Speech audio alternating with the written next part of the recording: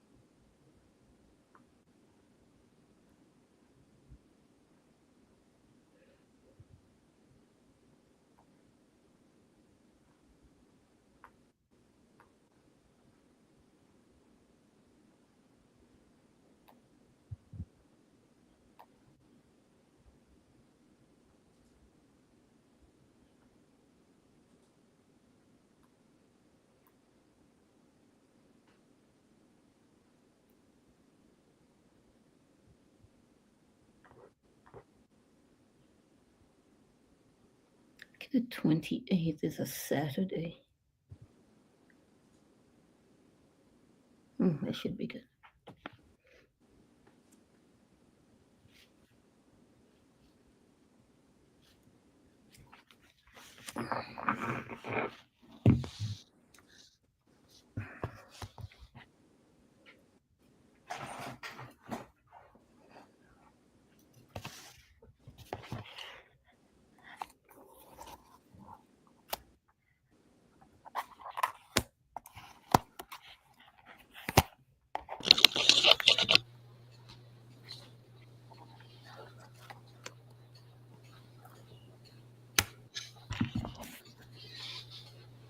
Hi, Kima. Good evening, Delegate Wells. How are How are you? you? I'm good. Did you receive my emails that I sent? Hey, good Yes, evening, I. everybody. Good Thank evening. you. I literally just checked the Google document Uh-huh. that we were able to revise and edit, so I'm going to open that shortly. Thank you. And Yes. good evening, Delegate Udell A. Hodge Jr. How are you? I need. Good evening. I'm doing fine. I'm just here trying to get myself prepared for my travels to the States this upcoming Thursday. I'm sorry. What's coming Thursday? I'm just here getting prepared for my travel to the States this upcoming Thursday. Got some events and prior engagements in the States over the next couple of weeks. Well, be sure you carry all of your ID because you know they're picking up people left and right. Definitely will. I mean, if they want to import me back, if they want to deport me to the Virgin Islands, I'll take the free flight back all the Of time. course. I see JetBlue having a special coming from St. Thomas. Oh, This really? week. From St. Thomas to where? St. Thomas to Boston and St. Thomas to New York. I think I saw it this morning.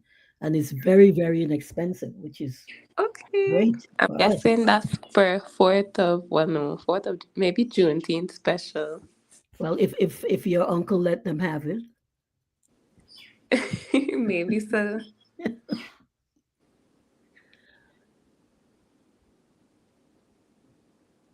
All right, I'm noting that delegates Carrington and Richardson are here. I need one more person, correct, for a quorum.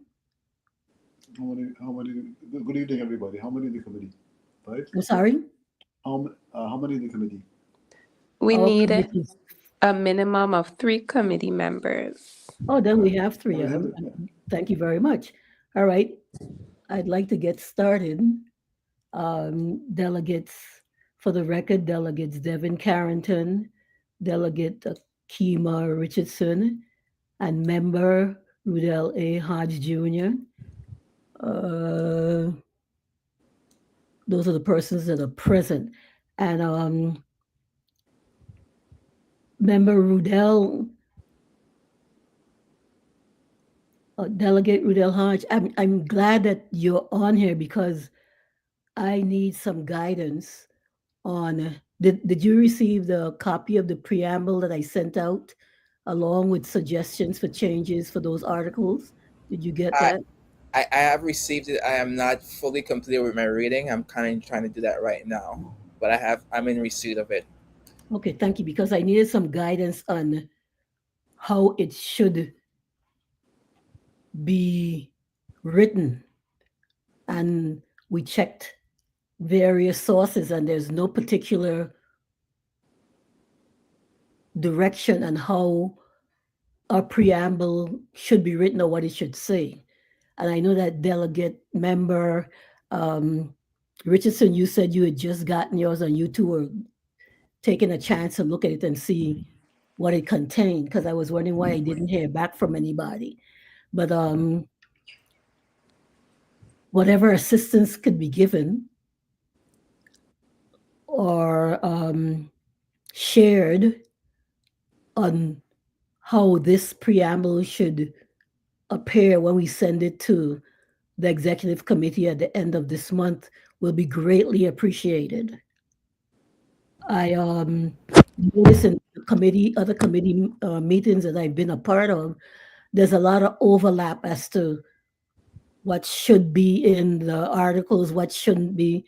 So I imagine that's why the plan is to send all our proposals and revisions to the executive committee, and then we will all meet um, as a delegation to go through or siphon through what needs to be taken out, what needs to be placed in, and what needs to be revised.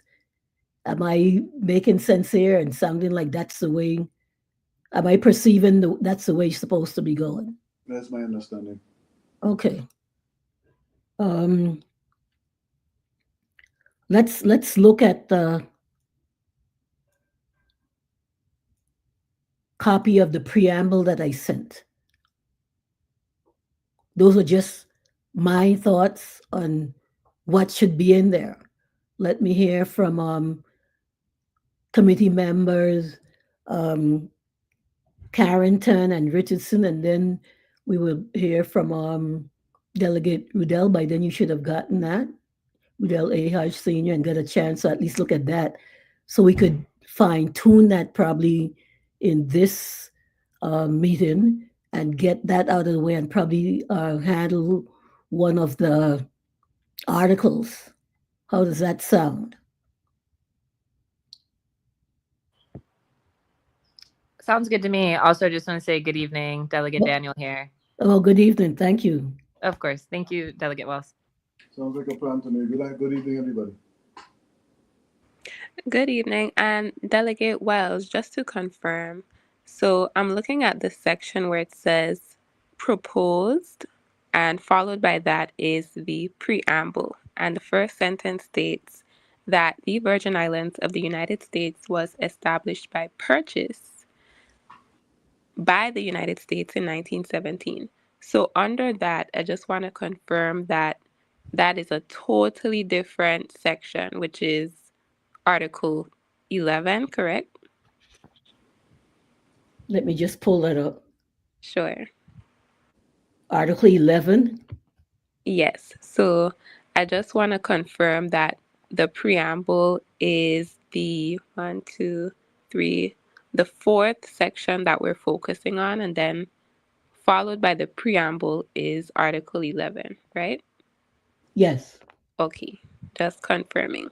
But whether Delegate Hodge or Carrington would like to go ahead, you guys may have the floor. I'm still reading up. Okay. Thank you. I just want to clarify, is it Article 2 or Article 11? Article 2, I'm sorry. Okay, right. With principles of government, the symbols of the Virgin Islands. Government, give me a minute. No problem.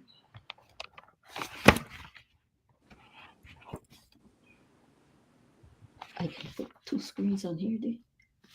Yeah, because I think Article 2 is principles of government, and I think your committee has Section 2 of that, which was symbols of the Virgin Islands. Correct. That Okay. is correct. Cool. Just wanted to clarify. I think you were in the meeting yesterday for Human Rights, Delegate Wells, when we were talking about the iterative process and how many times we're going to have to go over this. Yes. And so while I do think it is a great endeavor for your committee to work on the preamble, I do imagine at the end you will have to revisit the preamble based on everything else that has passed as well. That's to make what sure- we just discussed, or we just mentioned and said Okay, perfect. there would be one preamble for the entire 6th Constitutional Convention. Correct, That was yeah. my thinking. Yep, I think all the delegates are in agreement. We talked about that in the human rights as well. So yeah, you're spot on. Okay. So Article 2, the preamble, and it speaks about symbols, Okay, so principles of government, symbols of the Virgin Islands. And then the first one was they shall in the fifth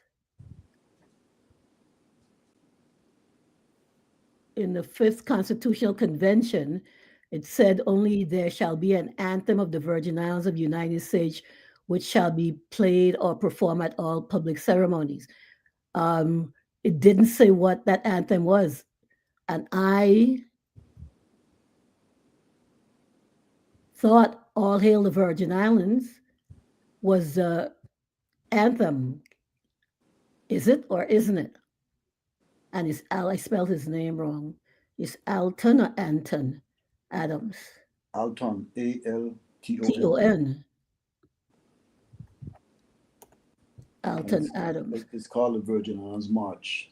It's called the Virgin Islands March. Correct. Okay, let me fix that in.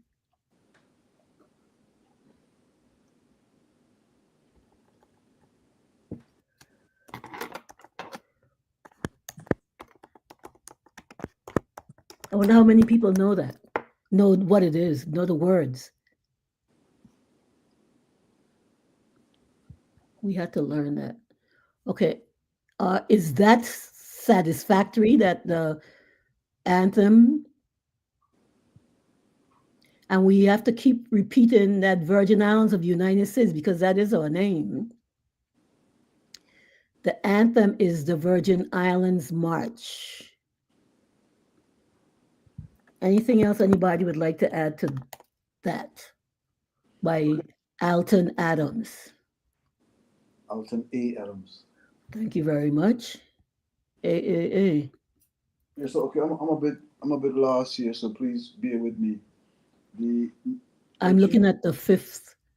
I'm going from screen to screen. I'm just learning how to do like Delegate Rudell A. Hodge Jr., how you go from the 5th constitutional screen to the 6th. I'm really proud of myself for at least getting on the 5th. Okay, and then I can always go back to the 6th. So I'm learning. My question is, what you sent on June 7th is a preamble to the full Constitution? No, when I'd asked prior to getting an answer, and I wrote to Delegate Daniel, and I said, well, I would think that we would have one preamble to the entire Constitution, 6th constitutional. And then I don't remember who, but someone said, no, we need to have a preamble from each standing committee. And I thought that seems redundant, but that's just something that I made to send to this committee to question again, why are we all doing a preamble as a standing committee of the 6th Constitutional Convention? And just now it was just cleared up that we're going to have one preamble for the entire 6th Constitutional Convention. Are we going to look at whose preamble? Are we going to work? One of our working meeting is going to be preamble meeting, or how is that going to be done? Delegate, I'm sorry, Daniel, can you enlighten us as to what the executive committee is thinking about this preamble and how is that going to be formed? Unfortunately, I cannot enlighten you because we haven't had an executive committee meeting in over a month. What I can say is that your committee should fully decide how to handle this. This is within your purview. And so I think whatever you all as a committee decide to approve and pass will come to the full body. And if people in the full body object or support, we will hear that then. Now, I, as a non-committee member, am more than happy to help support. I will say, if I had to draft a preamble now, it would be with the understanding that it would be heavily updated and edited later. So I think I would focus on the symbols of the Virgin Islands, culture, definition of Virgin Islander, while the other committees are working. But I think however this committee decides to approach it is appropriate and well within your right as the committee that these have been assigned to. Thank you.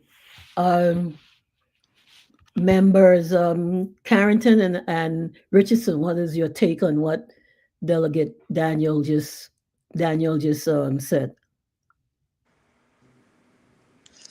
I will say that with each committee, if it is official that every committee is tasked with creating their own version of the preamble, I agree with you, Delegate Wells, that it would be great if we select one and work off of that one, preferably one that both the executive committee at large and our entire delegation can confirm is the most appropriate one to use. I think that would be great, but I do think a meeting is essential for all of us to discover how do we best go about creating an official preamble. Can I just clarify really quickly, Delegate Wells? Sure. There is going to be one preamble for the Constitution of the Virgin Islands. That one preamble will come out of this committee. Other committees should not be in the endeavor of developing their own preambles. We thought about it in human rights, and I think we all came to the conclusion that there will be one preamble. It will come out of this committee, and if other delegates have thoughts on the preamble, it should be presented through the chair, Delegate Wells, to this committee for discussion. Is that clear, or not? Is that clear? Is that everyone else's understanding of this endeavor as well? Well, I've spoken to you numerous times and questioned you numerous times about what was expected of the standing committees, and I understand, but that's not the impression I'm getting from the other committees. Well, maybe Verdell or Devin, because they were both in the human rights when we talked about a potential preamble for the Bill of Rights, and I think we all agreed that we did not want a potential preamble for the Bill of Rights. So maybe Devin or Verdell could explain this differently or provide some clarity. Delegate Wells, may I ask a question? Yes, you may. So the information that Delegate Daniel just shared, were the Human Rights Committee meeting attendees only privy to this information? No, this information that you got from me only went to the committee members and Rudel A. Hodge Jr. and Imani Daniel. Those are the only person that I shared this with. Okay, because I was not generally aware that the preamble was officially and finally, I was not aware that it was finalized that this group will create the preamble. But thank you, Delegate Wells. You're welcome. Delegate Carrington, I know you're the legalese too. So were you clear that the Culture and Heritage Standing Committee would craft a preamble and that would be shared with the entire delegation, and then other standing committee chairs and members of the Sixth Constitutional Convention would revise, propose, amend whatever we shared? My understanding is that there is one preamble. We did have some discussions, as Imani said. about people suggesting preambles for other sections of the Constitution, but that was nixed, and it was decided that there'd be one preamble um, for the Constitution.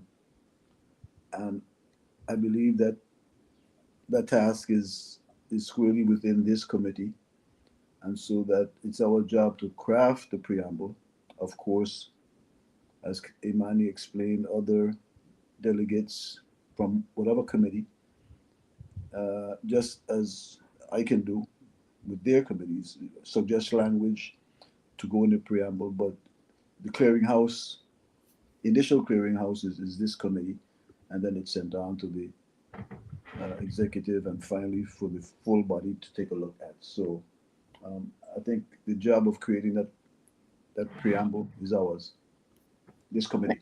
Thank you very much. Um, the question from Jason, good evening and welcome. The preamble from the fifth or the sixth, the proposed draft that we are discussing, and you asked to read it, that the Virgin Islands of the United States was established by purchase by the United States, well, that sounds a little redundant, in 1917, that the Virgin Islands of the United States is an unincorporated territory, that because of this status, the people of the Virgin Islands of the United States are not fully citizens, as they cannot vote for the President of the United States, have no congressional vote, and are not eligible for Medicaid nor SSI benefits. That because of this non-status issue, and because of the status of the territory's people, certain rights guaranteed to persons living in the continental United States are denied to the people of the Virgin Islands of the United States. And then it says, therefore, the Sixth Constitutional Convention Standing Committee on Culture and Heritage submit the following. And I had articles after that that we're supposed to be looking at as a standing committee on culture and heritage to revise or whatever. But that's what the members who were present was sent.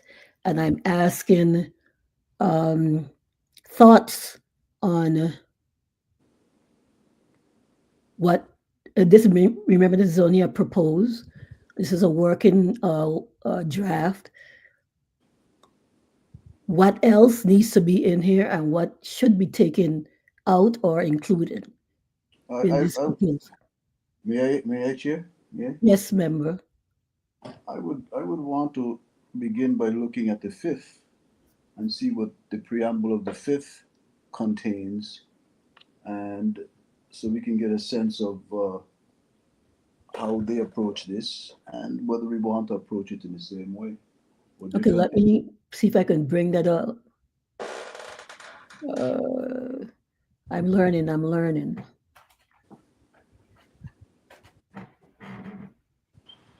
And while you pull that up, I do have suggested language for Article 2, Section 2, symbols of the VI. So whenever that's appropriate, Delegate Wells, let me know and I'll put that in the chat. Thank you so much. I'm bringing up the preamble of the Fifth Constitutional Convention as suggested.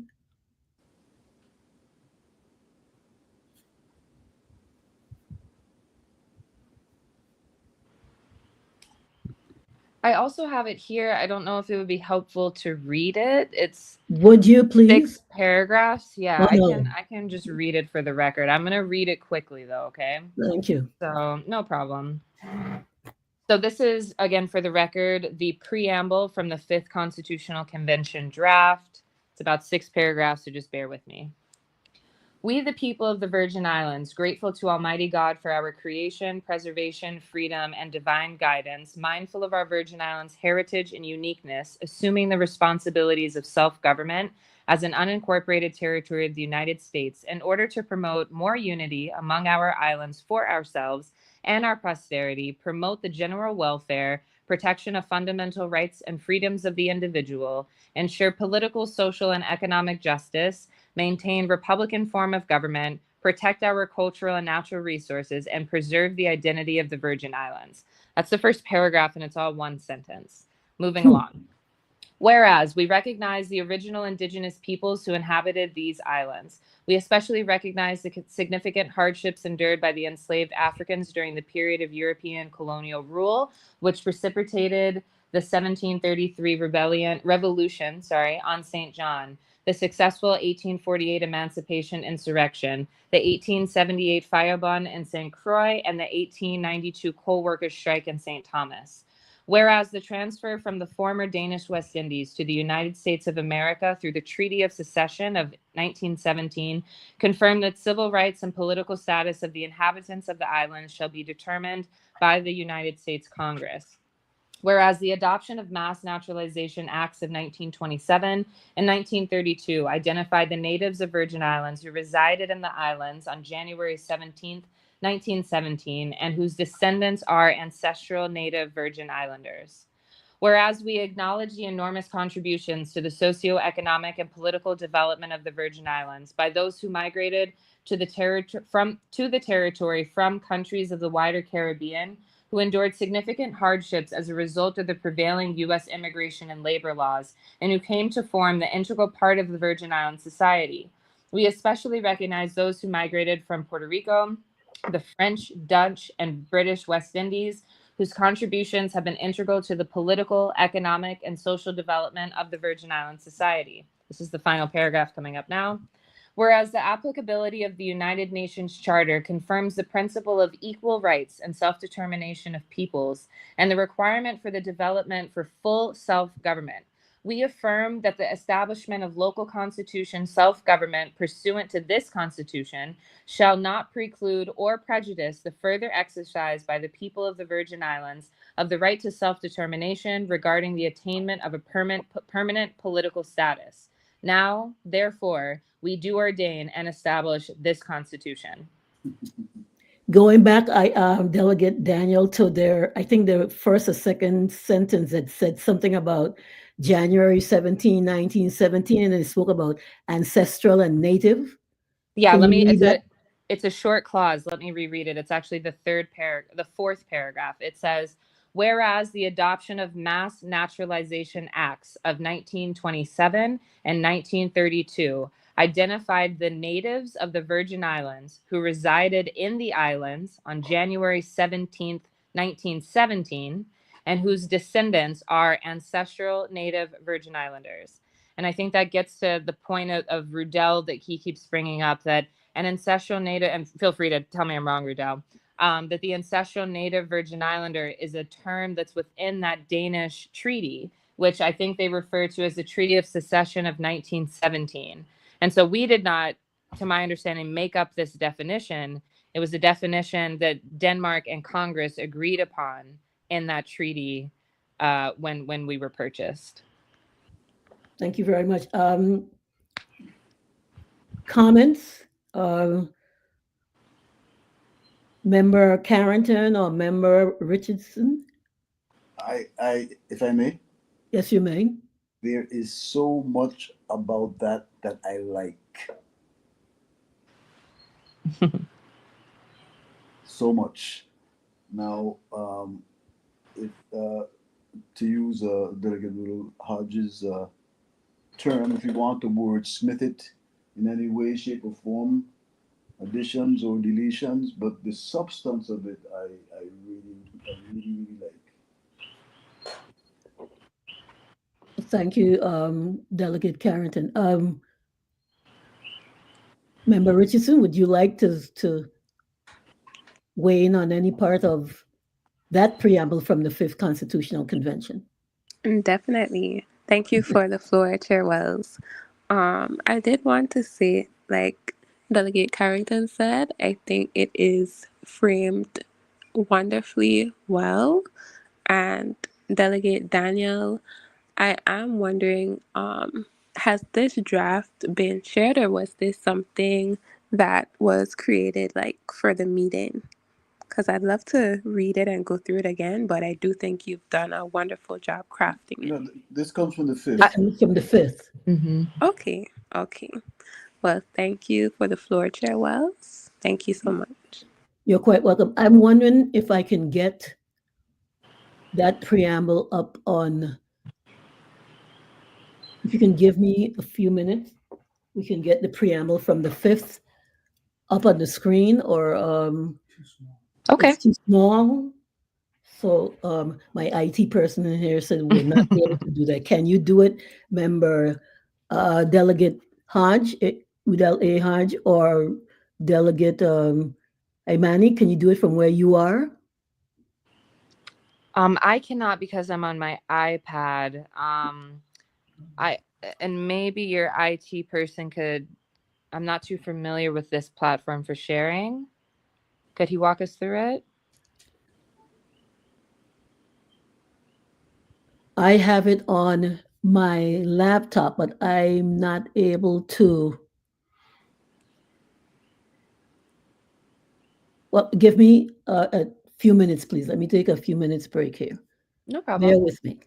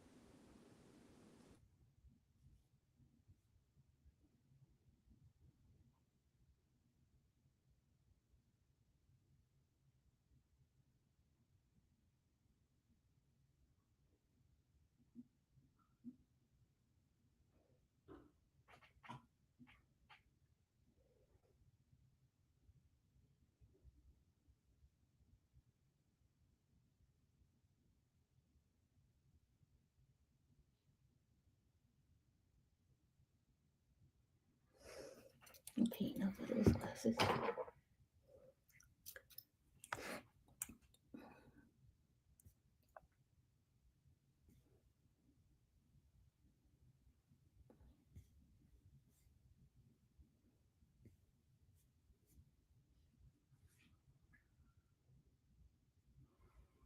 I don't know how to do it. I'm sorry. Okay, thank you for your indulgence, members and delegate. I'm unable to get that up, and I don't know.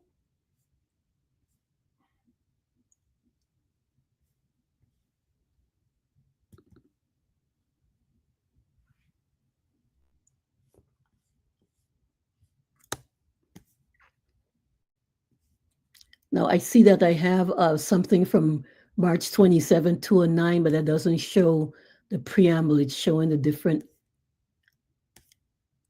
committees. I'm looking for, if anyone can hear me, the preamble from the 5th Constitutional Convention.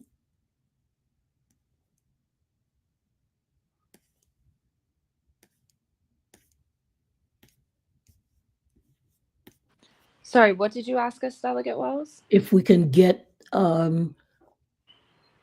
have a draft of the 5th Constitutional Convention, but I don't have the preamble in here. It starts off with the article on the judicial branch, and I want to get the preamble first so we could see if we can look at that. If anyone could try and get that from the 5th Constitutional Convention, then we could just discuss it, you and your And Chair, if I may, yes, you may. just for the sake of comparative analysis, I would like to read the preamble from the 4th, if I may.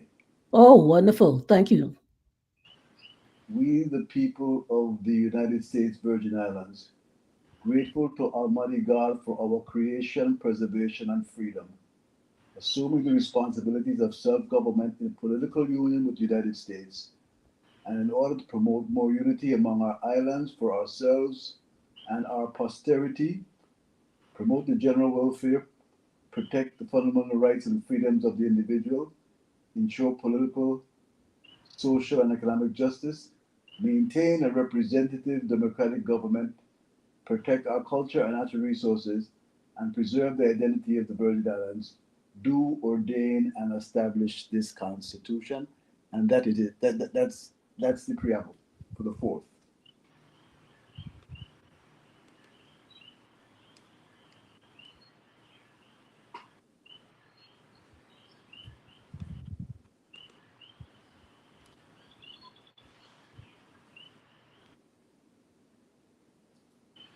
Oh, good. You've got it.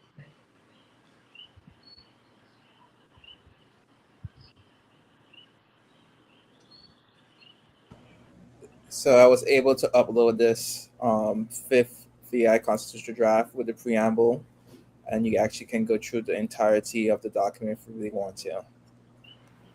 Thanks, Rudal. Devin, I'm also looking at the second.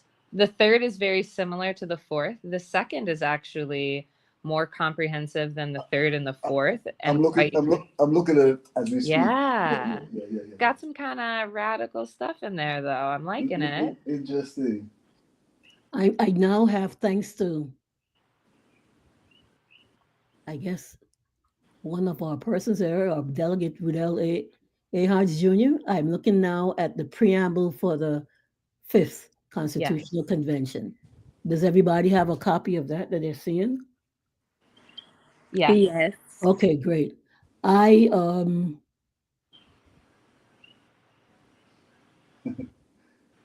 like. Interesting. You have Iman. I'm sorry, Chair. Me and Iman. May ask a question of Imani. Yes, Devin, what's up? I don't have the third. Yep, I'll send it to you right now. Okay, I have the first. Ooh, I'd like to see that.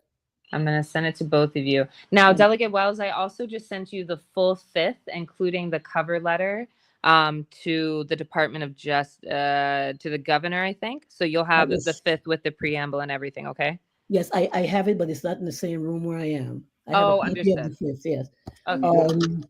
Just for everybody's edification, the first adopted, the first draft, 1965, has no preamble. The first was in 1964 or 65? 65, it says here. No preamble. No preamble. The second, third, fourth, fifth, and fifth have preambles, right? Second, I don't have the third, but is there a preamble in the third, Imani? There is, but it's at quick glance the same language as the fourth. Okay. It's close. So they just repeated what was there in the fourth for the, and then the fifth. We the people. Okay. Any comments on that first paragraph that Delegate Daniel read? Let me get back to that. Yeah, I have lots of thoughts, but Sure. I can wait until after your committee goes. I would imagine. No. Well, it's not. There's no reason why you can't. I don't think comment. No, we're moving on this together. Yeah. Okay. So I'll say holistically, I really like it. There's not much in here I would take out or change, but I have identified a few things that I think are missing. I also just want to say that we kind of go back and forth about when to be aspirational and when to be practical, and towing that line and some of the other committees. And I think the preamble is where we can be totally unapologetically aspirational. And so I think that some of this language is a little passive where it could be more direct. I would love to take out any and all reference to the United States of America as our sovereign power, since we have included that in in Article 2. And so I feel like it should be nowhere in our preamble. I would like our preamble to be decolonial and forward thinking. I would also, and then there's 5 themes that I would like to see in there. And of course I can put this in the chat, but I would love to see mention of reparative justice or restorative justice and reparations. I would love to see language about climate resilience and environmental justice. I would love to see language about generational continuity as a cultural practice. language about gender justice and inclusion, and then about spiritual diversity, or simply taking out that first part about, let's see if I can pull it up here quickly. The first part where it says, grateful to Almighty God for our creation, feels incredibly specific and maybe not as inclusive as our plural society has become. And so if we do want to give homage to a divine being, I think that is well within our scope, but I want to make sure that we're just being inclusive. So those are some of the things that I just think are missing. And then of course, like Devin said, we can wordsmith to make sure that this is like modern, forward thinking language as well. Thank you very much. Delegate Carrington? So I quite honestly would not do much. I would not make much changes here. In the first paragraph or the entire fifth? I'm looking at the whole Yeah. document. I think I like the fact that it's factual about where we come from and our, how to say, the predicament we find ourselves in. I'll put it that way. But I like the last paragraph because it says clearly that, although we know where we are, we know where we need to be. Yes. And so I'd have to take a good look at it. I'm not ready to wordsmith it yet, but I don't disagree with Imani's suggestions. Thank you. Welcome, Delegate Belardo de O'Neill. Any other comment from the members on the fifth constitutional preamble as read and shown on your screen? I know we probably need to take some time, just like Delegate Carrington said, to wordsmith and get those into to the committee so that we could share it with the executive committee, because that's expected of us by the end of this month. So I'm looking at probably the 28th. We should have whatever we need in proposal form to be submitted to the executive committee. So thank you, Delegate Daniel. Now, therefore, So I'm thinking this toward the end, and this was about my critique of, I don't think we're being direct enough. And so this, I do like the last paragraph that's there, but I like how direct this language is for either conclusion or close to conclusion. Can everybody see the chat, or do I need to read this for the record? probably should read it for the record. I can see, but I think you should Okay. read it also. No problem. So this is just a couple of sentences. But now, therefore, conscious of our historic struggle for freedom, dignity, and self-governance, and affirming our right to shape our destiny, we, the people of the Virgin Islands, do hereby ordain and establish this Constitution as the supreme expression of our political will.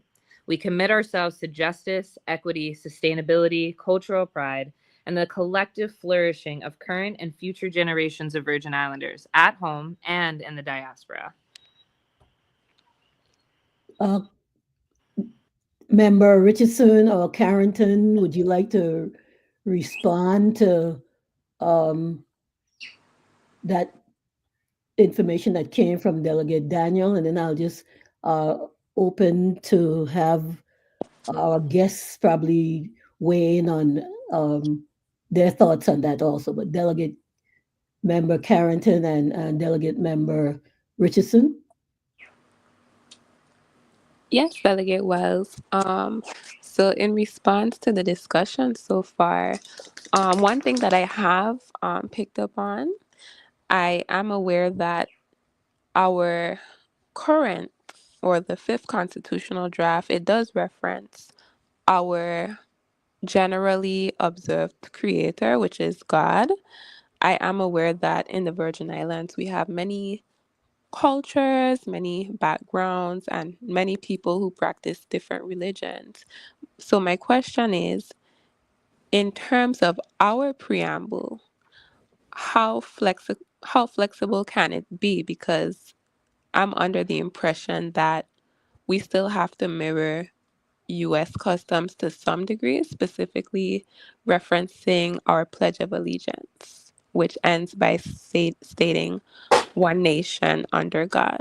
So, in terms of spirituality, I am wondering, are we able to reference or recognize those other um, creators that other individuals do recognize as their God?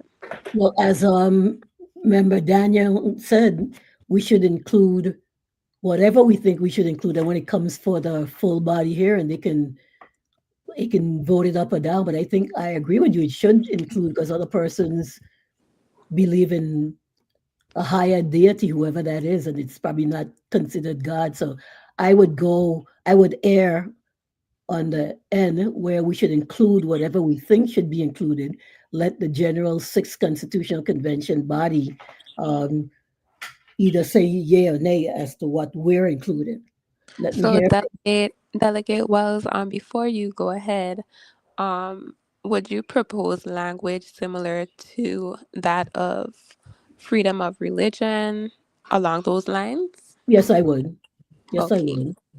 Okay, great. Thank you. Uh, Thank you, Chair Wells. you're welcome.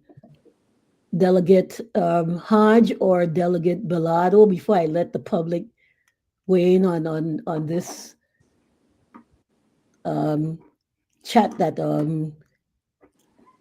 Delegate Daniel so succinctly put up here that we're discussing right now.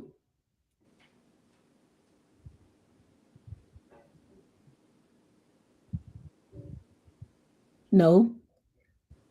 Delegate Hodge or Delegate Bellado de O'Neill? Oh, Mrs. Wells? Yes, I can hear you. Oh, I was saying, good afternoon to everyone. Good afternoon. My opinion at this point, Miss Wells, is that what I heard and what Member Daniel read is very good, but it's kind of very long to digest for me right now since I came in late, and I still would have some concern about God. And Miss Richardson explained it. I think we have to remember Homero after the statement that she made, one nation under God.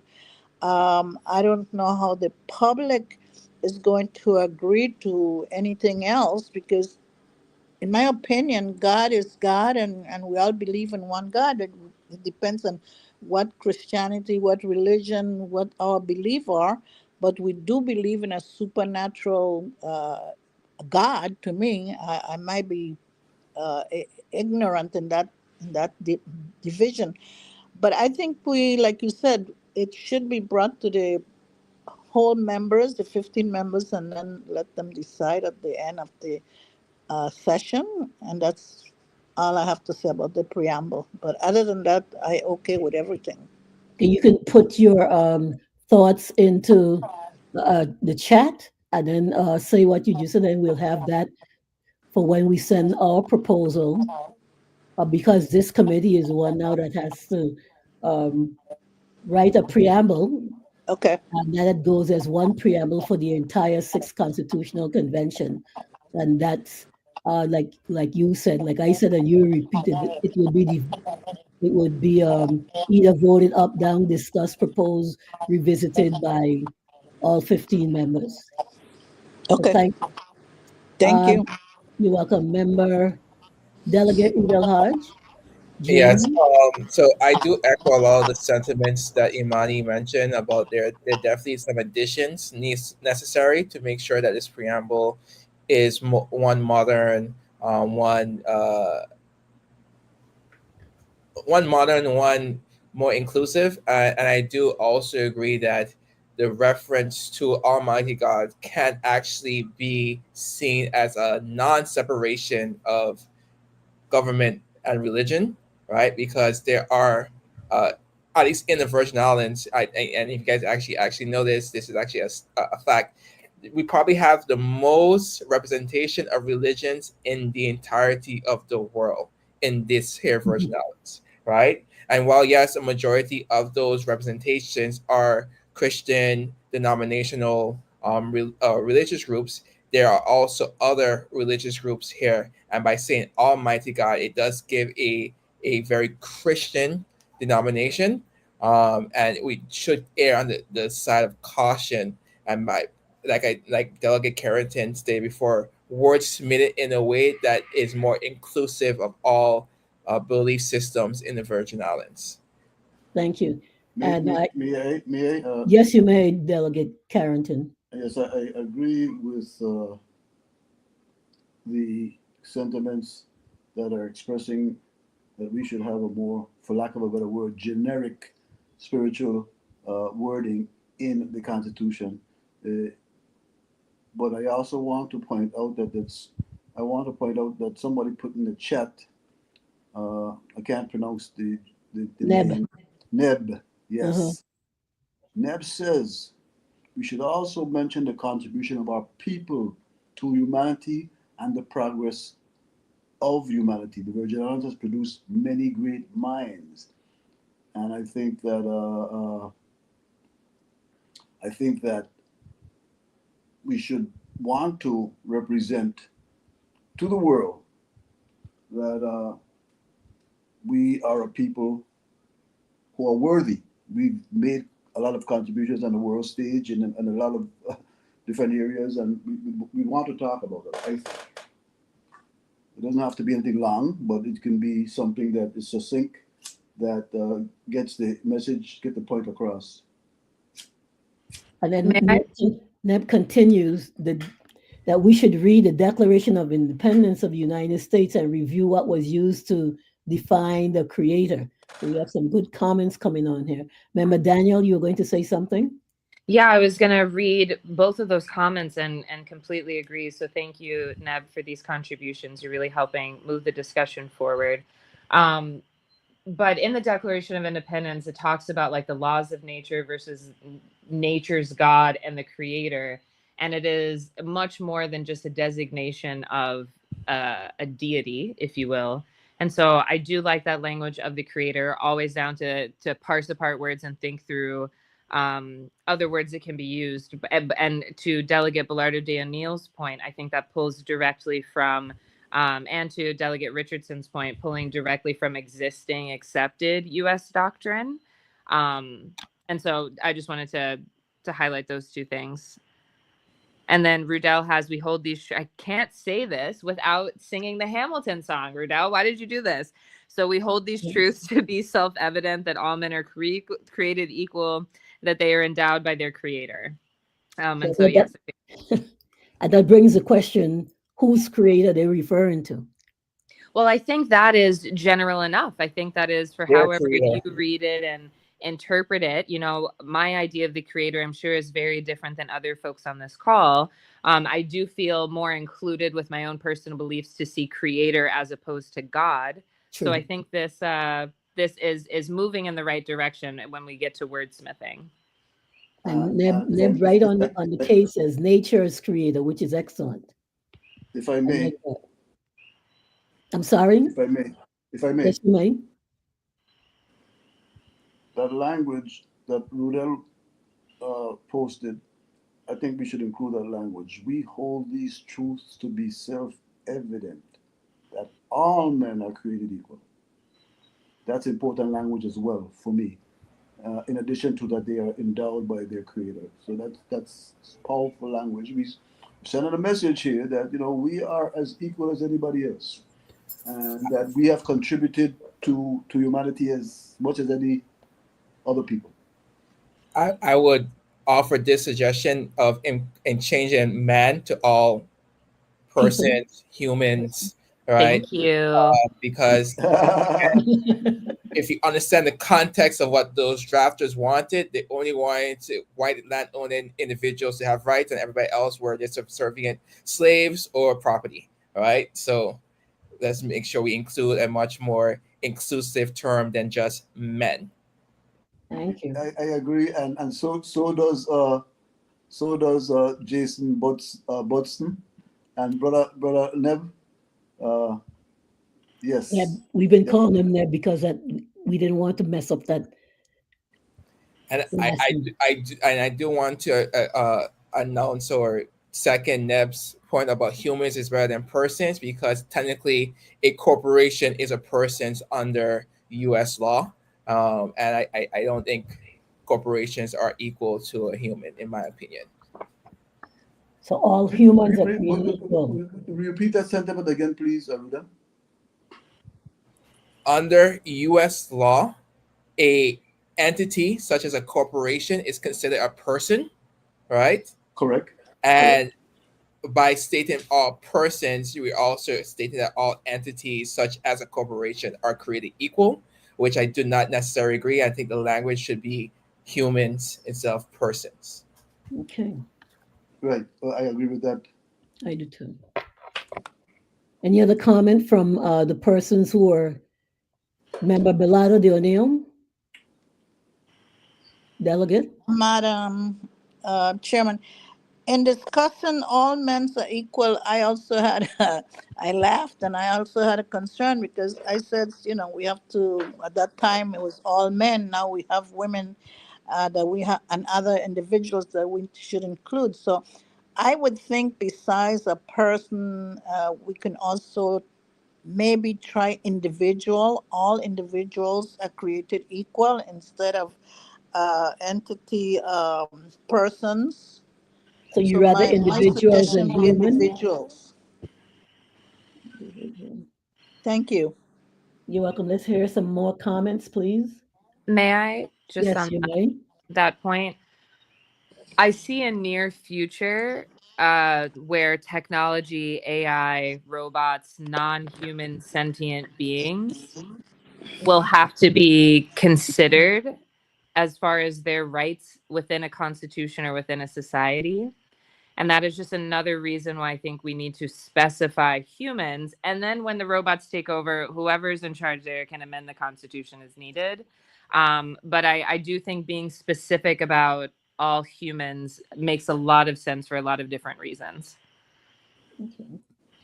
Any other thoughts on that? Individuals or humans? Remember, we're just getting ready to send what we propose to our executive committee by the 28th of June, I imagine, for a plenary session in July. May I make a suggestion? Yes, you may.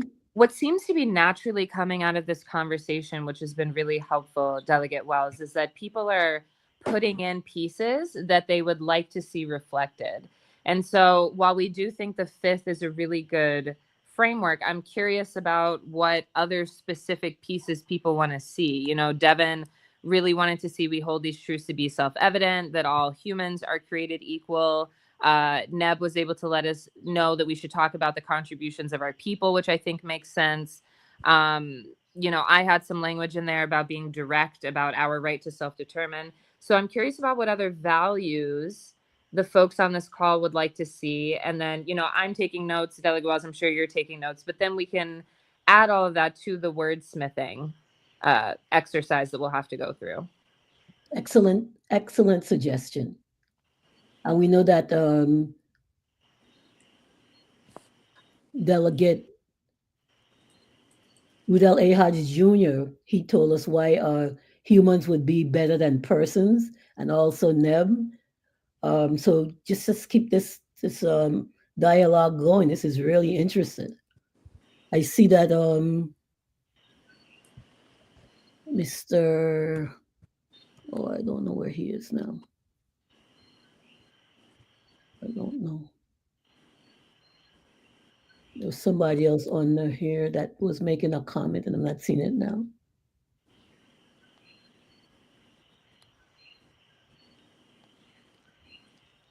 Jazilia.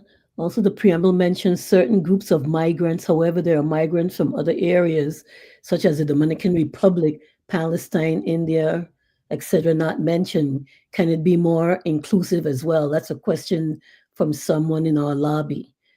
And Giselia, I'm sorry if I'm not pronouncing your name correctly, Eujanas, Eujanani said, and I'll read again, also, the preamble mentions certain groups of migrants. However, there are no migrants from other areas such as the Dominican Republic, Palestine, India, etc., not mentioned. Can it be more inclusive as well? Good question. Would like to take a stab at that. So, I mean, we could just have a general phrasing because I'll read right now what it says in the fifth again. It Okay. says, we especially recognize those who migrated from Puerto Rico, the French, Dutch, and British West Indies, whose contributions have been integral to the political, economic, and social development of the Virgin Islands. And so we really could just Include them widen there. that. Yeah. Yeah, that we especially, well, I mean, actually, the clause before that says acknowledge the enormous contributions of Virgin Islanders by those who are in the Virgin Islands by those who have migrated to the territory from countries of the wider Caribbean who endured significant hardships as a result of prevailing U.S. immigration and labor laws and who came to be an integral part of the Virgin Islands. So, I mean, we could just leave it as that, or instead of just the wider Caribbean, say from the world. Actually, no, not instead. I think in addition to, because I think paying homage to our regional allegiances and familial ties makes sense when we're setting the scene for context. But I do think having a clause in here of recognizing the contributions of those who've migrated from all over the world makes a lot of sense language wise. And I want, if I may, Yes, you may. I read that paragraph to want to make mention of the hardships that are shared between us, historical hardships shared between us and those persons from the wider Caribbean. So I think that is good language that we want to keep. I do agree that we may want to. We don't want to necessarily leave out people who have come from other places that are not mentioned here. So, wordsmithing again. True. And if the persons who are in the office, not a member or delegate, if you would just write your comments also and send them to us or to me, we would love to consider them when we're doing our proposed draft because all comments are well received. There is a question in the There's a chat. question, why should we be more inclusive when we Yes. are talking about a VI constitution? A member Carrington. You trade after me. Yes, because that seems like a legalese term. It should be. No, I don't think it's legalese. But the fact is that uh, Delegate Hodge alluded to it a little earlier when he spoke about the fact that I'll use the term that we're a hodgepodge of all kind of religious beliefs and denominations, and I think that if we're talking about the VI, at least in the preamble, we'd want to be as descriptive of the historical nature of our history as possible. And we are a Caribbean melting pot, and we are, to a large degree, we have a lot of people here from all other places in the world. So, I mean, we're not paying homage to them. I don't think we are, but it doesn't hurt for us to mention the fact that we are an inclusive society. Let's put it that way. And if I may, I'm curious, Mr. Todman, on where you draw the line in inclusion. And I say that with no judgment and all respect because I am curious about where Virgin Islanders sit on this issue of, we are directing rights and protecting rights for Virgin Islanders. Well, who is a Virgin Islander? And of course, this committee will get to that. But if you have some time and you're willing, Mr. Todman, I would like to know who you would like to see included when we are drafting the preamble or talking about the Constitution. And I must say that Mr. Todman has been consistently sending emails and thoughts as Yes. to his view on what the Constitution should hold. Yes. And Yeah. Bonnie Kobil, I'd like to thank you for saying that you're enjoying the discussion. Would you like to say anything for the record? Or I read your note. Bonnie says, I'm very impressed by both the inclusiveness as well as open-minded discussion happening here. Bravo.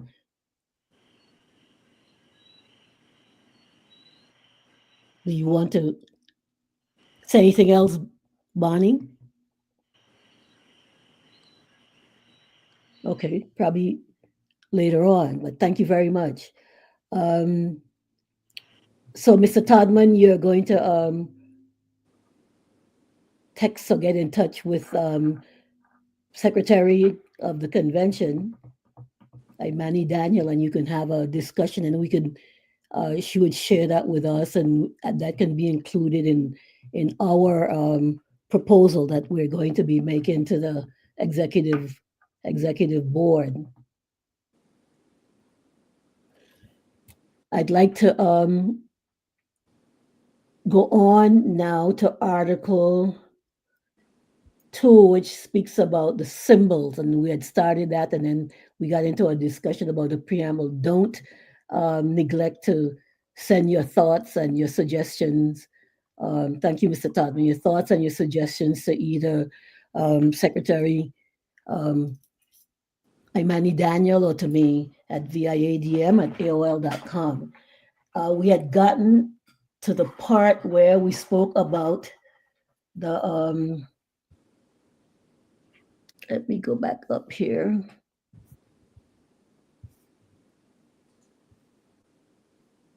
The Virgin Islands March. For symbols of the Virgin Islands? Yes. We had discussed, or we had mentioned that what we know, all hail the Virgin Islands, that should be played at the gatherings, official gatherings, and when we would have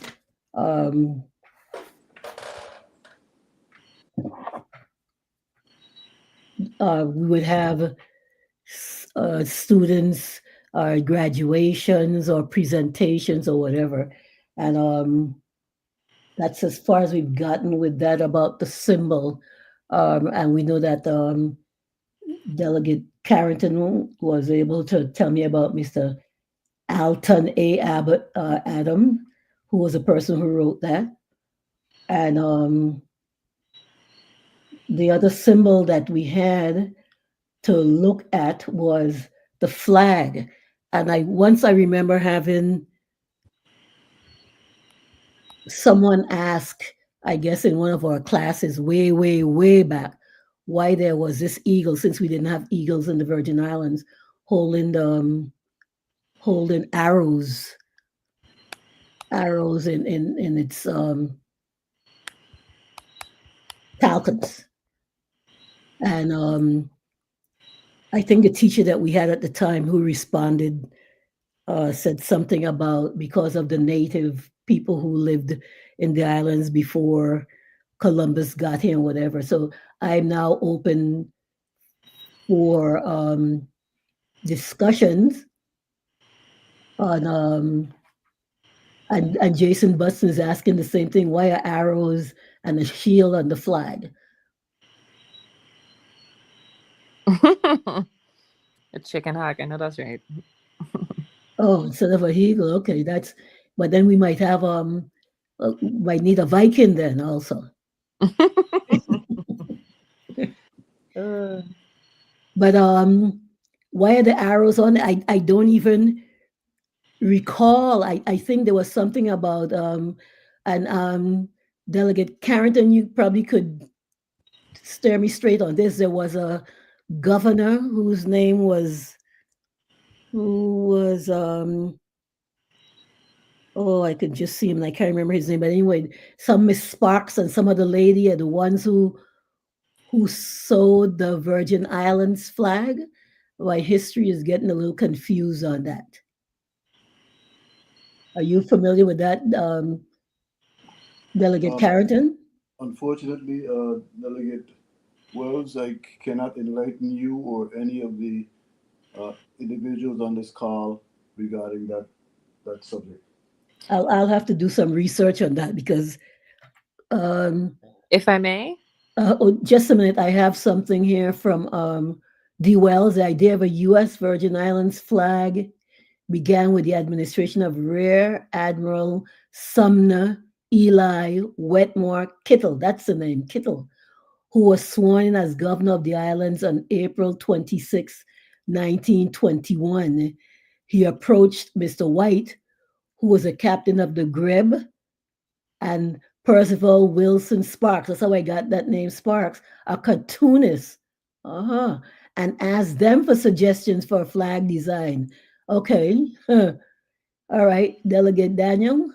Yeah, I also looked it up. So thank you for that, Dee. I was going to say the woman that I think you're talking about, some accounts have it as the wife of Percival Sparks. Others say that it was his sister, but that she was the one who created the first hand sewn version. And it was officially adopted and flown in 1921.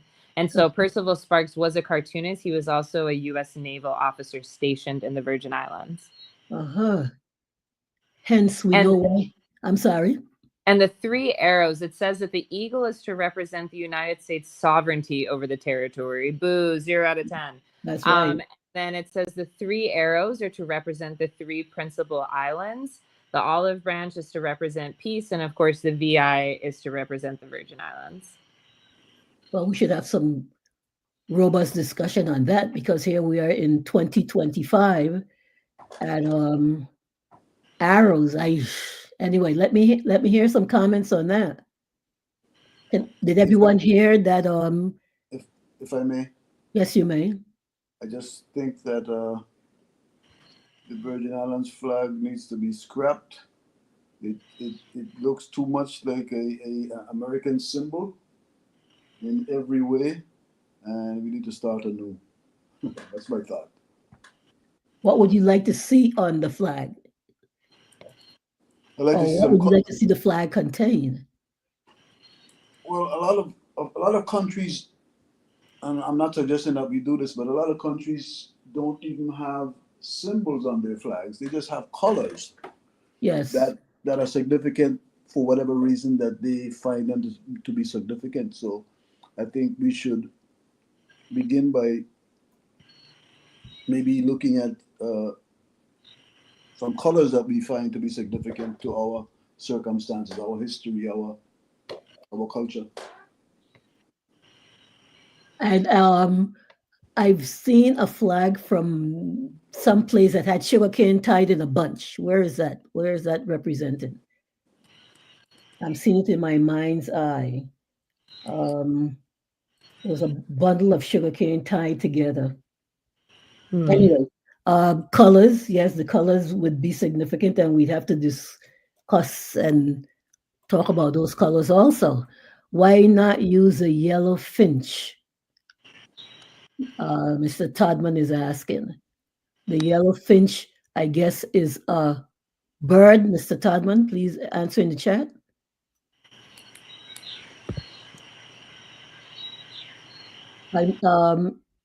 Is that similar to the yellow breast, the yellow finch?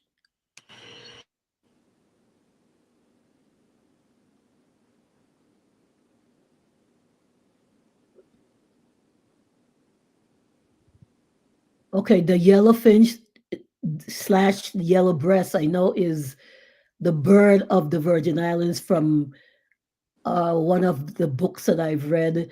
And I know that the business and professional women on our uniforms, we had the yellow breast.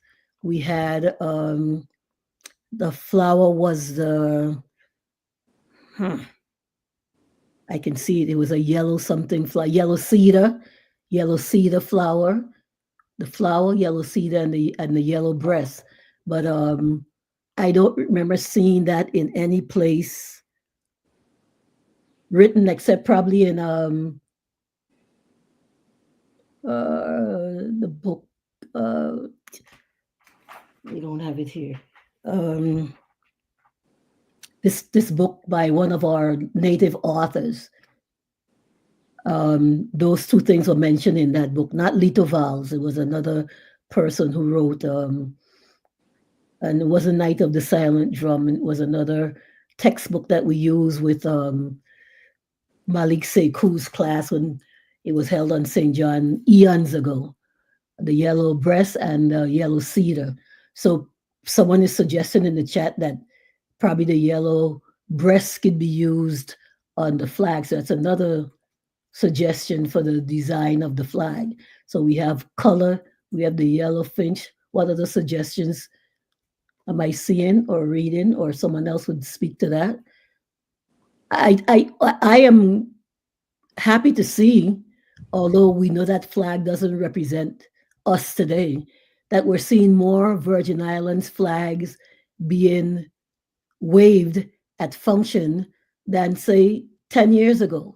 Because I remember I took it upon myself to always have two flags in my car of the Virgin Islands, one in each side window, because every time we would have a function in St. John in particular, July 3rd and July 4th, and our whole celebration, we would see people waving their flags from wherever they represented.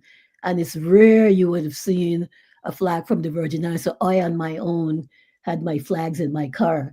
When I went to Tortola, I noticed that too. All of the flags were, well, of course, they have the British flag, but they were waving their flags. And the other persons who were not, who were living in Tortola, probably from the other Eastern Caribbean islands, were also waving their flags from where they were from.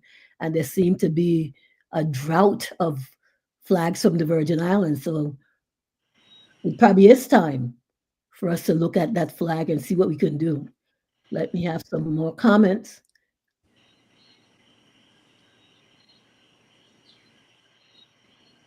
We have so far for a design, we would use a yellow finch and probably have other colors, probably just have colors and probably Virgin Islands of the United States written on it and something else. I don't know. Comments, questions, statements? I have a couple comments, if I may. Yes, you may. So I fully agree. While I love our flag, I will fly our flag high. I think it is time for a new one, a more culturally relevant and one designed by us and for us. I don't think the Constitution is necessarily the place to do that. I did put language in the chat whenever we want to get to it about what I think language around the symbols of the Virgin Islands could be. And I think within that, we could add caveats or language basically, stating that we have the right to redesign our flag, right? Like it could be altered by legislation, public referendum. We could do broad public input, but I think we could outline in the Constitution that we are interested in a new flag without us having to figure out how to do it, right? And so maybe that's just like a new flag commission. Obviously, we'd come up with a better name. In the same way that I think when we get to the article on culture, we should be thinking through like cultural commissions that are funded and well structured and have clear goals. So I think some sort of either legislation or commission around the official symbols of the Virgin Islands, that kind of language could be added as well. Thank you. May I? Yes, you may. In that regard, the language in the fifth speaks generally to what Imani just said, if I may read it. Yes, you may. Symbols of the Virgin Islands are section 2, an anthem, flag, seal, bird, flower, fish, and tree of the Virgin Islands, which shall symbolize the history of the culture of the people, shall be provided by law within 1 year, the effective date. The Senate to provide for implementation of this section by public referendum, once established by law. The anthem, flag, seal, bird, flower, fish, and tree shall be incorporated and considered part of this Constitution. So the fifth leaves it to the public to make a decision on this, which is what I think the Delegate Daniels is suggesting. And I have a comment from the gallery. It says the flag should represent a cultural and self-governing statement to make the people and our children proud and to continue our struggle to become self-governing. And Jason Butson, great point, Delegate Daniel. Thank you. I foresee also, and I agree with Delegate Daniel and Delegate Member Carrington, that we can include, I think, down in one of the points that I suggested to the members of the Cultural and Heritage Committee, that we include a lesson, a history lesson to the students, both public, private, and parochial school, to get them and their art teachers and whomever else interested or have some kind of contest on crafting or designing this flag, what it should look like. And then we would have a committee made up of persons from the community, from the Sixth Constitutional Convention delegates and others from all three islands, to decide on the first, second, and probably third place winners, and then probably award prizes to those students, children, for the flag that won in this constitution, and then that should be forwarded on to the legislature or to whomever, whatever entity, to see this brought to a referendum by the people. So that was something that I remember proposing in one of the sections that I sent to the delegates, to the delegate members. Then we would be including our young people, even people from the University of the Virgin Islands, if they too want to get involved on constructing this flag and what it should entail. Because as we consistently say at our meetings, we're not fixing or crafting this constitution for next year or 5 years from now. We're constructing it for years, and then whoever else is in charge after that will amend, change, whatever. So we have to think down the road. So that was one of my suggestions that we can have done to include the general populace. If I may, Chair, Yes, you may. so given the language of the fifth that I just read, I just want to get some input. Do we think that any of that language needs to be changed? Well, the language of the fifth, when I read it, they named the symbols just like you just read. So yes, I think it. Well, let me hear from somebody else. Let me hear from Delegate Richardson. Yes, thank you for the floor, Delegate Wells. To add to the conversation, I was not aware that our flag was not favored by some of my fellow delegates, and I too, like another delegate mentioned, was not aware that we are taxed with that. However, I do believe that the idea of a new flag is interesting.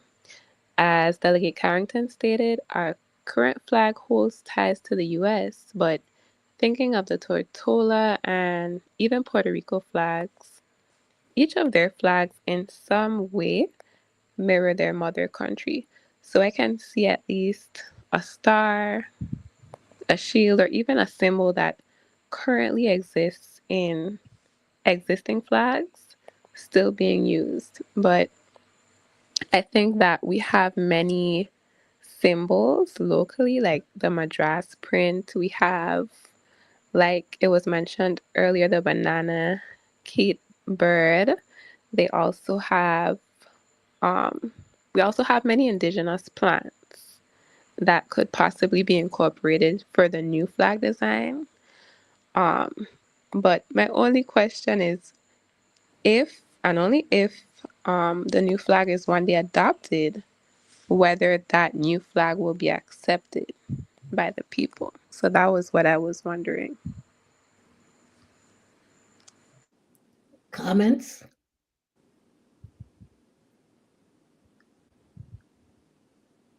Well, I like the chat that says the flag should represent cultural, well, and self-governing statement, a cultural statement.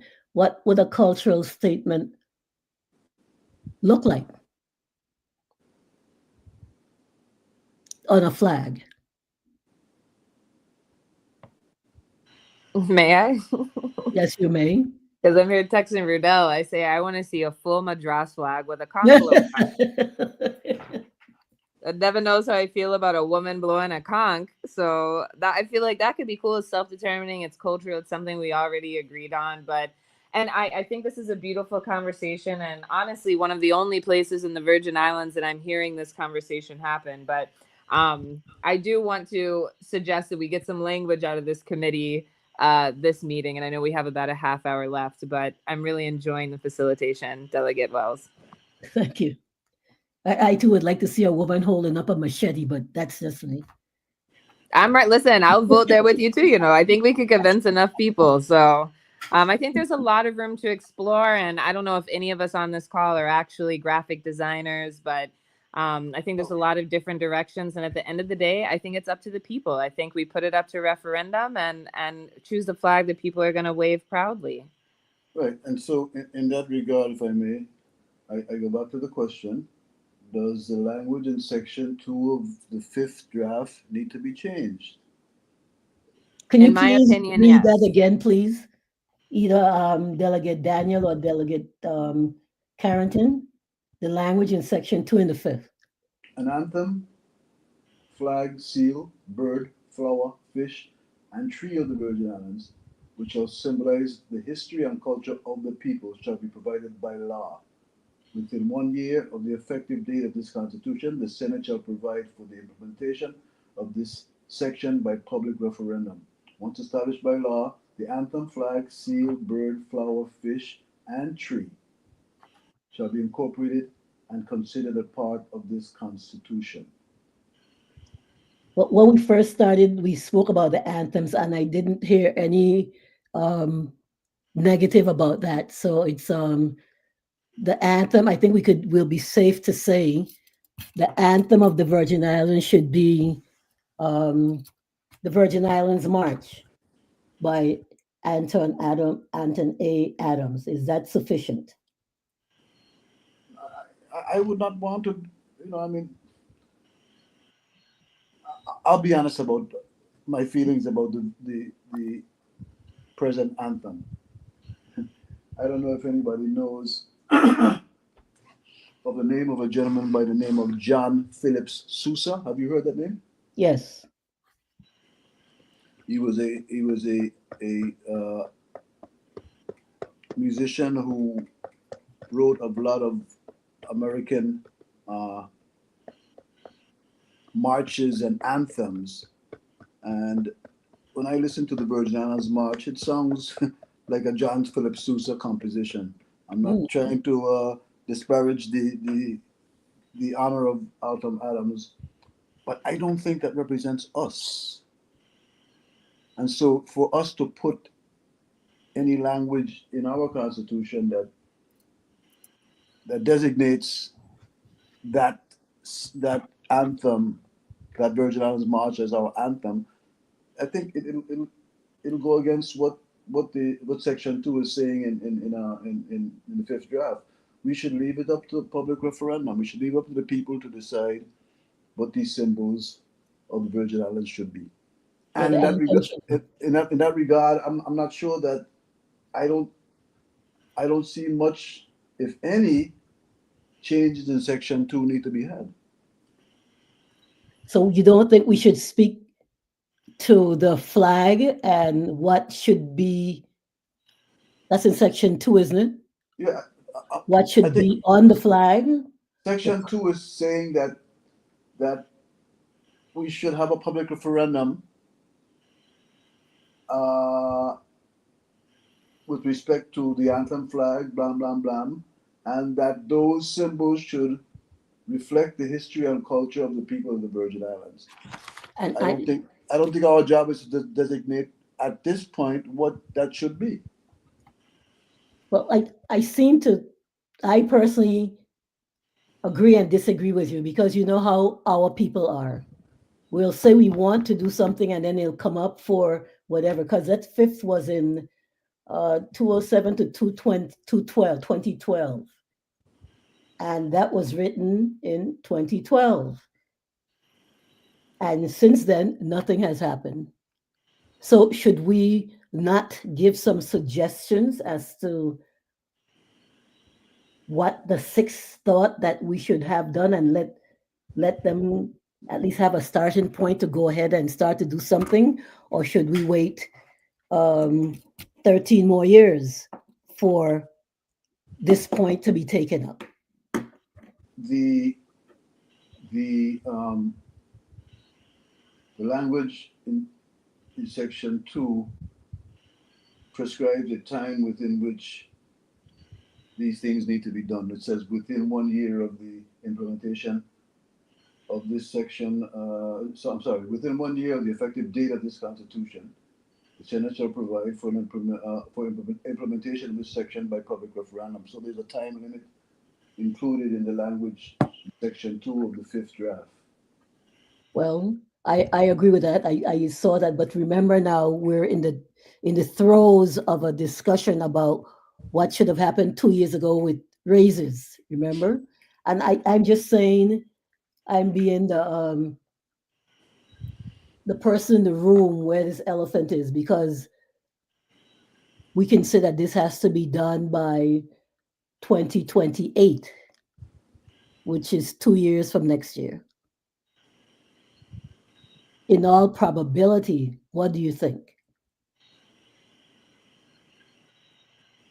that would be done? I'm not sure if you're asking Devin directly, but I did have Just a I'm comment just I'm whenever. just throwing it out for conversation's sake. Mm-hmm. Well, I like the idea of the within 1 year of the effective date of this constitution, the legislature shall ... I would like to read the language that I proposed in the chat and defend it if I am allowed to. Yes. And really, I think the question is mostly to Devin, since he seems good with the fifth draft. So I'm just gonna read it, and then can we take a moment to discuss it and see if this committee likes the language? Sure. Okay, so this is slightly amended to what I put in the chat, but it reads, the Virgin Islands shall establish official territorial symbols that reflect the culture, history, ecology, and collective identity of its people. These may include, but are not limited to, an anthem, a flag, a seal, and other emblems such as an official bird, flower, fish, or tree. And then I added this, within 1 year of the effective date of this constitution, the legislature shall provide by law for the process of selecting and adopting such symbols, which shall include meaningful public participation. Once adopted, these symbols shall be recognized as expressions of the Virgin Islands' constitutional identity and heritage. And if I may, Yes, you may. the essence remains. I have no problem with that language at all. I don't either. Member Richardson, would you like to say something about that language? Not at this time, but I do think that the language is appropriate. Okay. Delegate Belado de O'Neill. Go along with that language. Okay, well, Delegate Daniel, you'll send, well, you always do what you're supposed to do. You'll send, So it's in the chat. I did slightly amend it. Yes, I will also send the official language to all of the members of your committee. What I would request from this committee, if you all feel comfortable, if one of the committee members would motion to officially adopt that, and then you could just check that off of your list. Now, of course, if anyone is uncomfortable with adopting the language, your committee has full purview to keep editing, but it could just be nice to get that off your plate so you can focus on Virgin Islander culture and the preamble. Thank you. I'll entertain a motion from one of our members to that effect. So moved. It's been moved that we adopt the language that's set by, that was recommended by Delegate Daniel. Is there a second to the motion?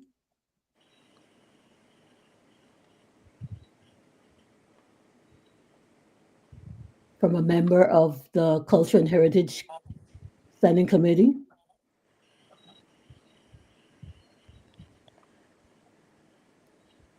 I can't move as the chair, but I can second. I second the motion. Is there any disapproval of that? All right, hearing none, that motion is carried. Thank you very much, Delegate Carrington. So we can have that done as something that we did. Moving on to, And that is language replacing section 2 of Article 2. 2. 2. Yes. Thank you. So we're having, moving on to section, the next part is on the hot button. Article 3, Virgin Island, the definition. And I learned how to put a cartoon on a Facebook page. My son showed me how, and it says a Virgin Islander is anybody who comes to live in the Virgin Islands. So then the next person is asking, does that mean if you move to China, you're a Chinese? And Facebook, I didn't even realize it, wrote back and said, you got a lot of comments on this. You need to send some more. I was like, ooh. So let's hear some comments on that. Virgin Islander. I remember in the preamble, the one from the 5th and the others, it states ancestral, right? That's what I had you read it again. Ancestral Virgin Islander. And you know that has been a sticking point with the 5th Constitutional Convention. Would you like me to read it? Yes, I would. From the Thank you so 5th? much, Secretary Daniel. No problem at all, Delegate Wells. All right. So Virgin Islander is section 1 of Article 3. And it says Virgin Islanders, number 1, ancestral native Virgin Islander. An ancestral native Virgin Islander is a person born or domiciled in the Virgin Islands prior to and including June 28, 1932, and not a citizen of a foreign country pursuant to 8 USC U.S. Code 1406 and in its pertinent part, and his or her descendants, and b, descendants of an ancestral native Virgin Islander residing outside of the U.S., its territories and possessions between January 17, 1917 and the June 28, 1932, not subject to the jurisdiction of the U.S. and who are not citizens or subjects of a foreign country. Then just right below in section 2 of this, it says, a native Virgin Islander is a person born in the Virgin Islands after June 28, 1932, and descendants of a person born in the Virgin Islands after June 28, 1932. And that's the end of the article. I recall when we discussed that in the 5th Constitutional Convention, my thought was that and I spoke to the delegation because I said, then I need a fish and a fowl, because my mother was born in 1920, but she was not in the Virgin Islands of the United States when she was born. And what was I? Although I was born in the Virgin Islands. So let me hear from some other delegate members, Delegate Carrington, Delegate Richardson. Based on my reading, you said your mother was born in the Virgin Islands in 1920? No, she was not in the Virgin Islands in 1920 No, when she was born. Where was she born? In Tortola. Okay. And were you born in the U.S. Virgin Islands, Delegate Wells? Yes, I was. So then you would be considered a native Virgin Islander. Not an ancestral Native Virgin Islander. I mean, was your father born in the U.S. Virgin Islands? No, he wasn't.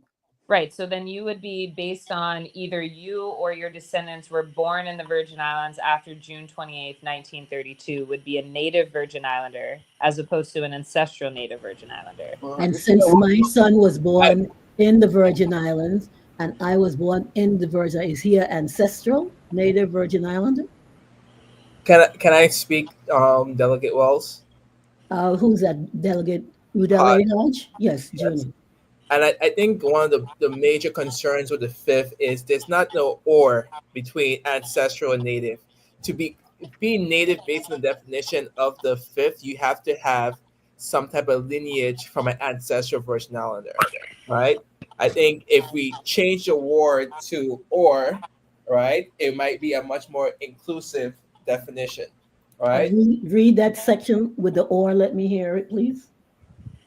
Hi, Manning. Yes. You're talking about which end between ancestral Native Virgin Island, the first two clauses, Rudal? 1 second as I pull it back up. Okay, yeah, no worries. Go ahead. Yeah, that's where the and is. Right. While you're getting that up, it says respect to the young lady's suggestion with emphasis on community inclusion. This can be further clarified by wordsmithing. Thank you again, Neb. Yes, so it is so what you get from A, right? It says and to B, descendant, right? You would have to change that.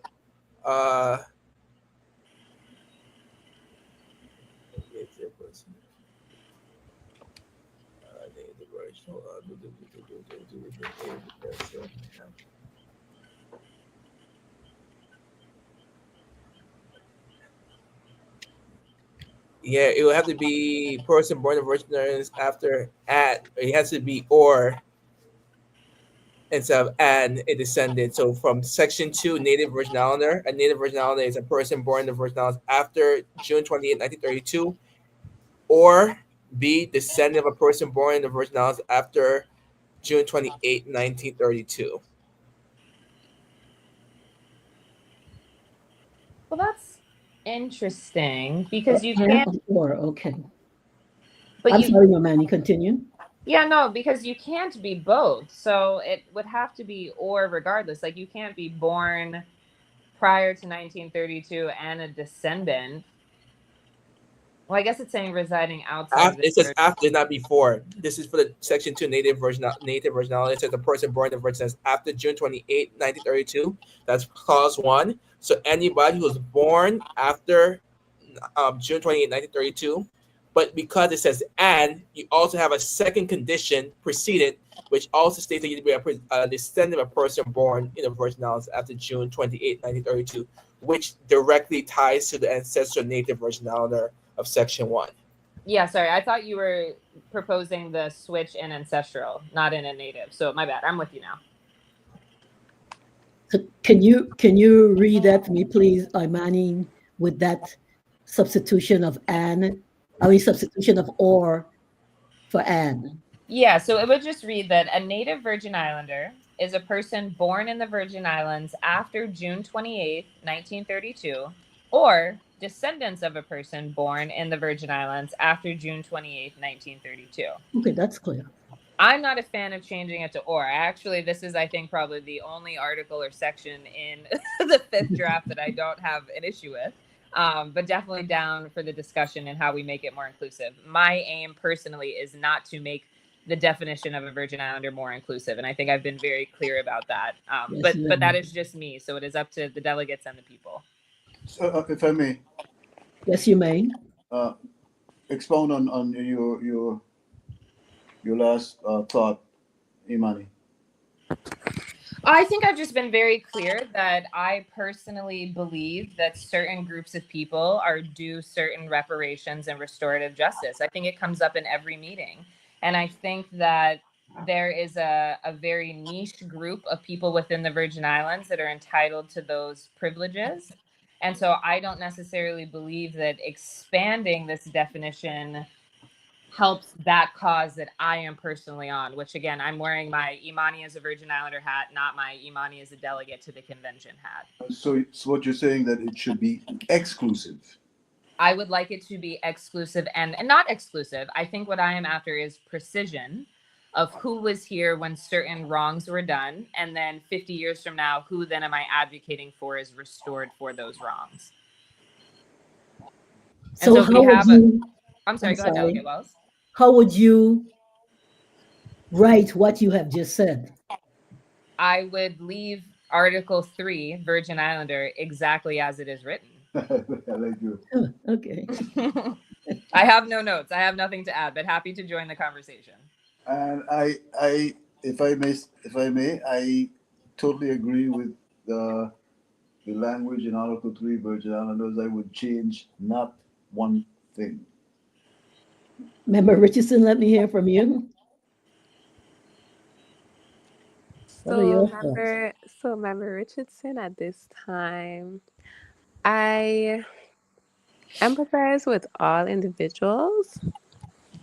However, as it pertains to the language for Virgin Islanders, I feel like it needs to be discussed more. I wouldn't say I'm opposed to the language being changed, but I would like to hear more discussion on it. Thank you, Chairwoman. Oh, I'm sorry, Delegate Richardson. Yes, I was finished. I was thanking Chair Wells. Okay, I was just going to read in the chat that Neb has brought up the persons again, so I retract what I said. What I would change about this article is that I would replace everywhere that says persons with human, or humans regarding, depending on the grammar. We gotta watch out for those. We gotta watch out for those sentient beings, eh? Listen, they're coming. They're closer than you may think, Devin. A human. Well, I imagine, Delegate Richardson, that when this committee submits its proposal to the full body, we'll have lots of discussions on this area, on this Article 3. Definitely, Delegate Wells. Definitely. If I recall, this took up a lot of time and a lot of there was a lot of angst within the Fifth Constitutional Convention. I remember that very, very well. Because, So, as I've stated in the past too, to some degree, certain language is also, I would say, all of us are learning at the same time. For example, as you shared, Delegate Wells, you stated that your mother was not born here in the Virgin Islands, but you were. So, with Delegate Daniel stating that your mother is not you are not an ancestral Virgin Islander, but you are considered to be a native Virgin Islander. I think all of us were getting enlightened at the same time. But as Delegate Daniel has said, this discussion is very helpful. yes. Well, I would like to include, based on the definition in the fifth, Mrs. Wells would not be a native Virgin Islander, because you need two conditions to be considered native in this definition. Technically, when you look at the word native, right, it typically refers to being born from a certain place, right? But the definition that is provided in this document states being born in a certain place and also having parents born in a certain place. You need two layers to be considered native in this definition. So I wouldn't be a native, but my son is a native. Correct. Huh. Well, no. Well, no, based on this definition. And I think that's the and versus or that Rudell was getting at, right?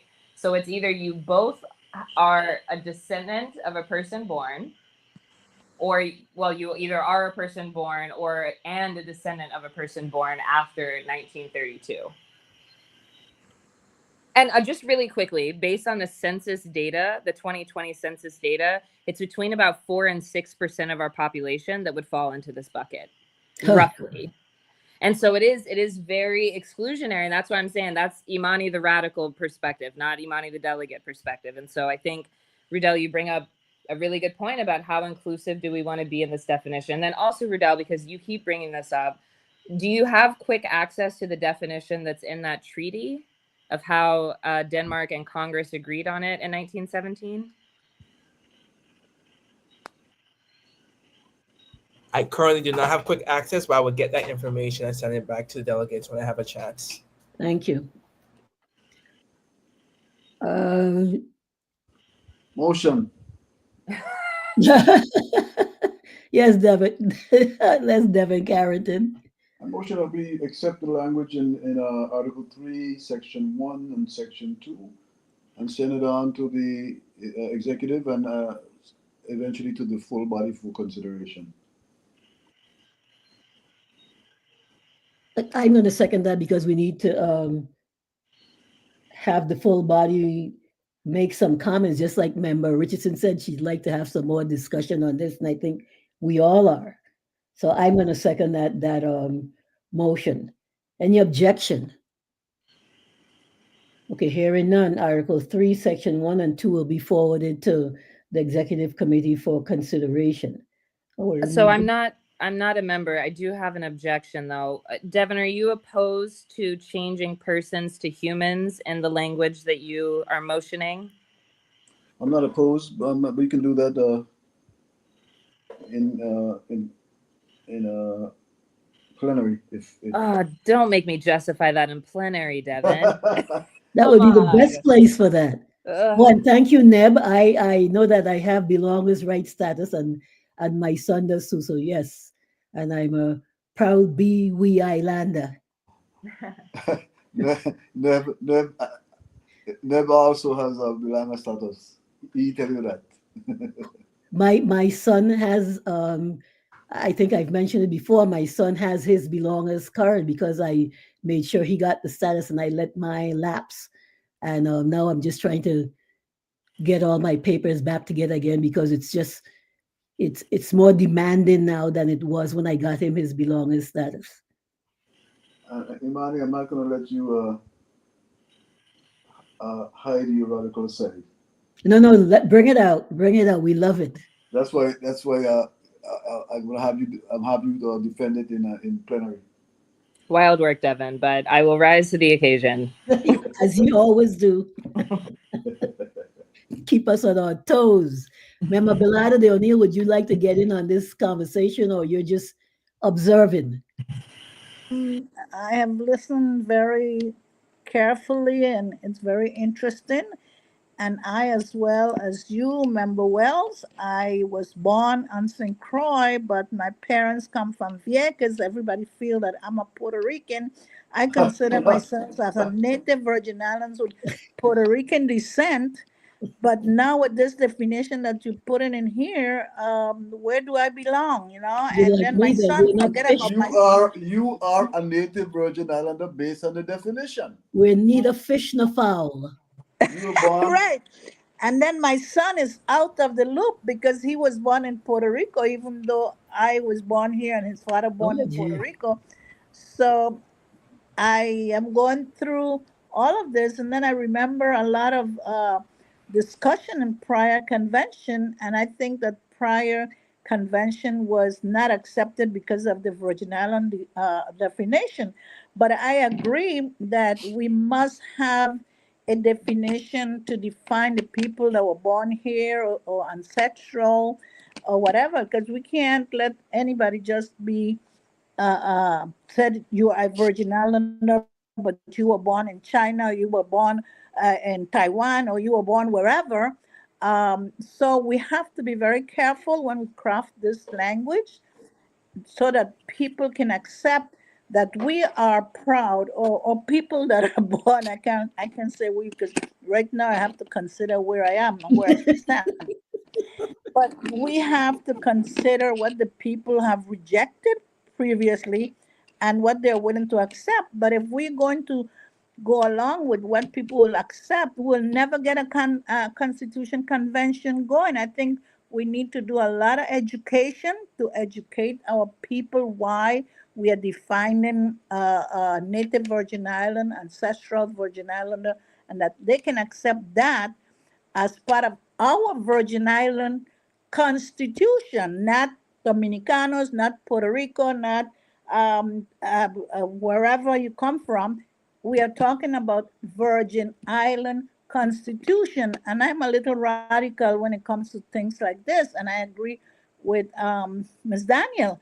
Um, I was born here. I consider myself native, and you can't take that right from me. But if you put any other language that discriminate against me, or many of us who came here, like my parents came in 1927, and then my grandparents came after, where do we stand in this definition? Thank you so much. Then, Neb, you said sometime being a native also have disadvantages, such as the Native Americans. True that. True that. Right. Yes, Neb, one of the persons That's my member. little 2 cents piece here. Thank you so much. I just want to say to Neb, if I may, if Neb is the person that I think he is, I believe that he may have some bloodline out of Totola as well. Yeah. Whoop, whoop, whoop. So And he could claim Bilanga status. That's what I was trying to tell him. okay, well, we're gonna eat some cassava and thing because that's my thing. And Member Richardson, I guess she had to leave probably. She said, I do believe the people should vote on Virgin Islander definitions and its classifications, native, ancestral, etc. And Neb said, right now, gentrification is happening in the US Virgin Islands. And you are certainly right, especially on St. John. You're certainly right. In fact, I can't wait to visit 125th Street. I spent a lot of time in New York because, of course, when you left the Virgin Islands, no one seemed to know back when I left that there was a New York, I mean, there was a Florida or Atlanta, Georgia. Everybody said going to the States, everybody said going to New York. And I remember going to 125th Street to the Apollo, and it was filthy. The streets had newspaper all over the street. The Nation of Islam was selling their papers on the streets. We weren't sure who they were. We were buying bean pies. And now they tell me you can go to 125th Street. You can sit on the sidewalk at a little Right. cafe and buy chai and have beignet. And oh, I can't imagine that because when I left New York, that was not the case. I'm looking forward to going and seeing for myself. Because in my mind's eye, New York, 125th Street was nasty, but I guess after Clinton moved in there and got his brownstone, that was the exodus of the person who had moved out to Connecticut and stuff to move back into those brownstones. But yeah, gentrification is truly taking place all over. If I may, Yes, you may. um, Neb, I wanted to mention, or just escaped my mind. It'll come back to me. I'm sorry. Oh, but he said something to you, Devin. He No, I said, read yes, it. Yeah, you read it. yeah, He had two grandfathers way before 1932 yeah, in the VI. Okay, so Neb, you're ancestral and a native, huh? yeah. He's. We're Yeah, gonna have for to meet sure. face to face. Probably you'll come to one of our meetings when we meet in person, one of our plenary sessions or something, because I really appreciate you taking time for your comments. Oh, To send them, write them, email them, whatever you do, because this is how we get involvement of our community. I, I ju- I want to just thank. I just want to mention a comment on something that Delegate Bellardo said, and I think that, like I said, two things. Number one, the issue with these definitions came from the Department of Justice, but they were not the definitions themselves. It was the fact that the definitions were giving certain privileges to those people who fell within the definition. So the fifth draft had certain privileges given to Native Virgin Islanders and ancestral Native Virgin Islanders, and the Department of Justice objected to that. But I would agree with Delegate Bellardo that it's important that we have to make sure that whatever we put in this constitution, the people who have the privilege, people who have the right to vote on it can accept what we put in it. So we gotta make sure that we sell this thing. True. And Neb said, I am a child of nature and the earth. Yes, he is. And Mr. Giselia said that she thinks a native Virgin Islands is anyone born and raised in the VI. Ancestral is different. Those of us born here, even though our parents are Dominicanos, Indians, and Puerto Ricans, etc., are native. Please keep the comments coming. Send them in to our secretary of the convention, like Manny Daniel. Send them to me. I want to thank everyone for this robust discussion. We really have a robust discussion going with this committee. And I'll be sending emails in between, but we should have a proposal, and Delegate Daniel is going to help with this as the secretary of the convention and my helper to get these things into the correct form to be able to distribute to all the delegates, so we can have met the mandate that we have our proposals for consolidation, etc., in by the end of this month, so that we can start having our meetings as planned by our executive committee. So I'd like to thank you all very much, delegate members, Devin Carrington, Akima Richardson, delegate to the convention, Liliana Belano de O'Neill, delegate Imani Daniel, delegate Rudal A. Hey. Hart Jr., and just everybody. Thank you so much, Nab and Javilia and Mr. Todman. Thank you so much, and continue sending information. Bonnie Kubel. Thank you so much. Have a great evening. Thank And you we'll for talk giving me again. the opportunity. You're quite welcome. Thank you so much. Good night. Good night. Good night.